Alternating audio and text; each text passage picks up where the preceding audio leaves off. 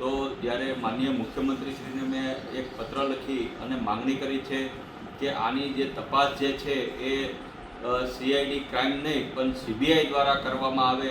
IAS હોય, IPS હોય, commissioner હોય. રાજકોટ ટીઆરપી ગેમ ઝોન અગ્નિકાંડ મામલામાં 28 જિંદગીઓ હોમાઈ ગઈ છે. આ ઘટનાને લઈને હવે રાજ્ય સરકાર એક્શન મોડમાં જોવા મળી રહી છે. રાજ્ય સરકાર દ્વારા જે મહાનગરપાલિકા રાજકોટના 4 અધિકારીઓ છે તેમની સામે ગુનો નોંધીને તેમની ધરપકડ કરી છે. ત્યારે હાલ એસઆઈટીની ટીમ પણ આ સમગ્ર કેસની તપાસ કરી રહી છે. આને લઈને આમ આદમી પાર્ટીના નેતાઓ મેદાને પડ્યા છે અને એસઆઈટીની તપાસને તેમણે એક ડિંડક ગણાવ્યું છે. આટલેથી ન અટકતા આમ આદમી પાર્ટીના નેતાઓ દ્વારા કહેવામાં આવી રહ્યું છે કે આ ઘટનાને ભૂલાવડાવી દેવા માટે રાજ્ય સરકાર દ્વારા ષડયંત્ર કરવામાં આવી રહ્યું છે. ત્યારે બોટાદના આમ આદમી પાર્ટીના ધારાસભ્ય ઉમેશ મકવાણાએ રાજ્ય સરકાર પાસેથી પત્ર લખીને શું માંગ કરી છે, વાત કરીશું આ વિડીયોમાં. વૈષ્ણવજન તો તેને કહીએ જે પીડ પરાઈ જાનાને રે.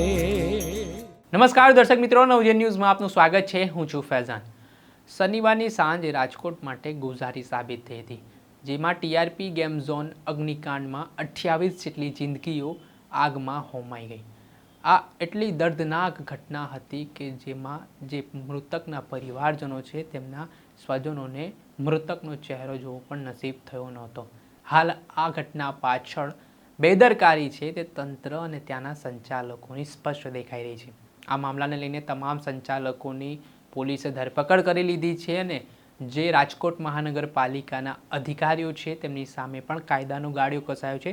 4 જેટલા જે જવાબદાર અધિકારીઓ જેમની બેદરકારી સ્પષ્ટ સામે આવી છે તેમની સામે ગુનો નોંધીને તેમની ધરપકડ કરવામાં આવી છે અને આને જ લઈને હાલ એસઆઈટીની ટીમ રાજકોટ અગ્નિકાંડ મામલામાં તપાસ કરી રહી છે.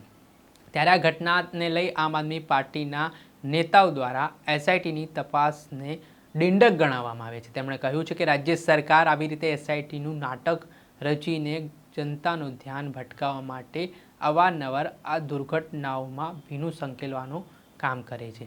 આટલેથી ન અટકતા આમ આદમી પાર્ટીના જે બોટાદના ધારાસભ્ય છે ઉમેશ મકવાણા, તેમના દ્વારા રાજકોટ અગ્નિકાંડ મામલામાં જે ઘટના બની છે તેમાં સીબીઆઈની તપાસની માંગ કરી છે.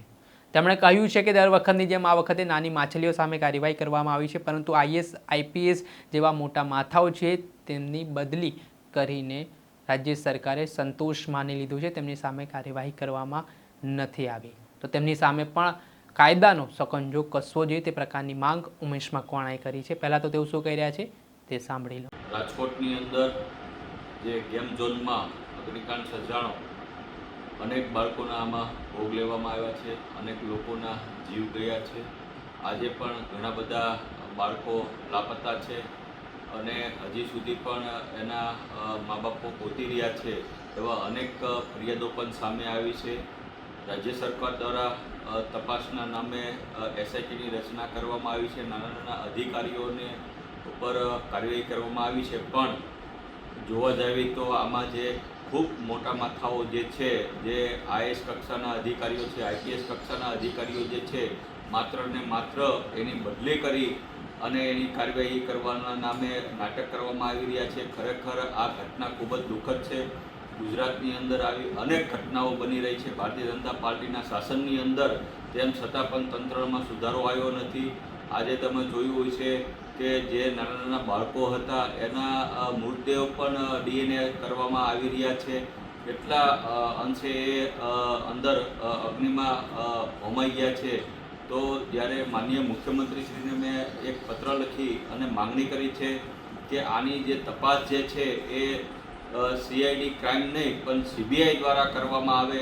આઈએસ હોય, આઈપીએસ હોય, કમિશનર હોય કે અન્ય કોઈ કલેક્ટરશ્રી હોય, કોઈ પણને આમાં છોડવામાં ન આવે અને આની તપાસ સંપૂર્ણ ક્રાઇમ બ્રાન્ચ નહીં પણ આની જે તપાસ જે છે એ સીબીઆઈ દ્વારા કરવામાં આવે તેવી હું માંગ કરું છું. સાથોસાથ એ પણ માંગ કરું છું કે આવા અધિકારીઓ જે છે એને એની સંપત્તિની જાંચ જે છે એ ઈડી દ્વારા કરવામાં આવે અને એની સંપત્તિ જે ઈડી દ્વારા જાંચ કરી અને અપ્રમાણિક જો માલુમ પડે તો એની સંપત્તિની હરાજી કરી અને આવા જે ભોગ બનનાર વ્યક્તિઓ છે એને આપવામાં આવે અને રાજ્ય સરકાર તરફથી દરેક મૃતકોને 1-1 કરોડ રૂપિયા અને ઘાયલોને 25 લાખ રૂપિયા આપવામાં આવે તેવી હું માંગણી કરું છું.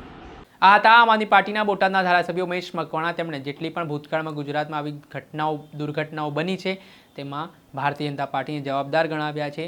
સાથે જ આ સમગ્ર કેસની તપાસ CBI દ્વારા કરવામાં આવે તેને લઈને તેમણે મુખ્યમંત્રી ભૂપેન્દ્ર પટેલને પણ પત્ર લખીને રજૂઆત કરી છે અને જે અધિકારીઓના હાલ કૌભાંડો સામે આવી રહ્યા છે, ભ્રષ્ટાચારનો પાપ સામે આવી રહ્યો છે, તે અધિકારીઓ સામે EDની કાર્યવાહી કરવામાં આવે તેની પણ માંગ કરી છે. હવે જોવાનું રહ્યું કે આગામી સમયમાં રાજ્ય સરકાર બોટાદના ધારાસભ્યએ લખેલા પત્રનો પ્રત્યુત્તર આપે છે અને ખરેખર તેમના જે માંગ છે તે મુજબ કામગીરી કરે છે કે પછી SIT દ્વારા આ સમગ્ર કેસની તપાસ યથાવત રહેશે તે તો આગામી સમયમાં ખબર પડશે. દર્શક મિત્રો, અત્યાર સુધીમાં બસ આટલું. આવા નવા વિડીયો સાથે આપને માહિતગાર કરતા રહીશું. એટલે નવજીવન ન્યૂઝની ચેનલને આપ લાઇક કરો, સબસ્ક્રાઇબ કરો અને શેર કરવાનું ભૂલતા નહીં. નમસ્કાર. વૈષ્ણવજન તો તેને કહીએ જે પીડ પરાઈ.